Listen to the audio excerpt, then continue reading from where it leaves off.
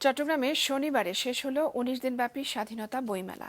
বই বিক্রি খুব বেশি না হলেও পাঠক সমাগমে খুশি তারা। বলছেন, বইয়ের প্রতি নতুন প্রজন্মকে আরও আগ্রহী করে তুলবে এ ধরনের মেলা। চট্টগ্রাম থেকে বিস্তারিত জানাচ্ছেন মোহসেনাত শিহাব। ক্যামেরায় ছিলেন রবিউল টিপো। নির্বাচন, রমজান ও ঈদের কারণে সবসময় ভাষার মাস ফেব্রুয়ারিতে হওয়া বইমেলা এবার শুরু হয়েছে বেশ দেরিতে। ৩১ মার্চ শুরু হওয়া ১৯ দিনের এই বইমেলার নাম তাই স্বাধীনতা বইমেলা। সোশ্যাল মিডিয়ার দৌরাত্ম্যের সময়ে যা কিছুটা হলেও স্বস্তি দিয়েছে বইপ্রেমীদের। মেলায় ঘুরে ঘুরে বইয়ের পাতায় চোখ রাখার ফাঁকে সে কথাই জানালেন পাঠকরা। ১৯ দিন ব্যাপী যে বইমেলাটা হয়েছে, আমি প্রায় সময় অনেক দিনই আসছি, প্রায় প্রতিদিন আমার আসা হয়েছে। আমি গল্পের বই কিনবো, ঠাকুমার জোরে এগুলো কিনবো। যে হুমায়ুন আহমেদের অপেক্ষা বইটা কিনছি, কিসকন বইটাও কিনছি। হুমায়ুন আহমেদ আমার প্রিয় লেখক, ওনার লেখা বইগুলো খুব বেশি পড়ি আর কি। এবারের মেলায় ছিল ১২৯টি বুক স্টল। অংশ নিয়েছে ঢাকা এবং চট্টগ্রামের ১১২টি প্রকাশনা সংস্থা।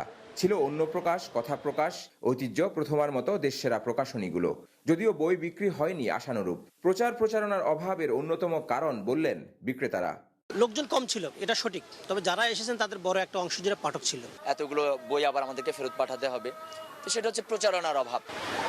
তবে মেলা নিয়ে সন্তুষ্টি প্রকাশ করেছেন লেখক প্রকাশকরা।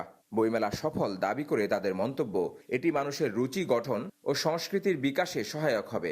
লোক সমাগম নিয়েও বেশ ইতিবাচক তারা। আমাদের এই বইমেলা আমাদের মনন চর্চা এবং জীবন চর্চার সংস্কৃতিকে উন্নত করেছে। আমাদের বিশ্বাস, আমরা বিপ্লবী চট্টগ্রামে জন্মগ্রহণ করে সফল হয়েছি এমন বইমেলা উপহার দিতে পেরে।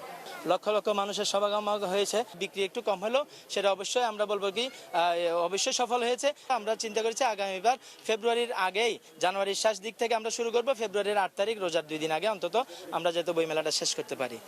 ১৯ দিন ধরে চলা এই বইমেলাকে আকর্ষণীয় করতে বিভিন্ন প্রকাশনী নিয়েছিল শিশুদের চিত্রাঙ্কন প্রতিযোগিতা সহ নানা উদ্যোগ।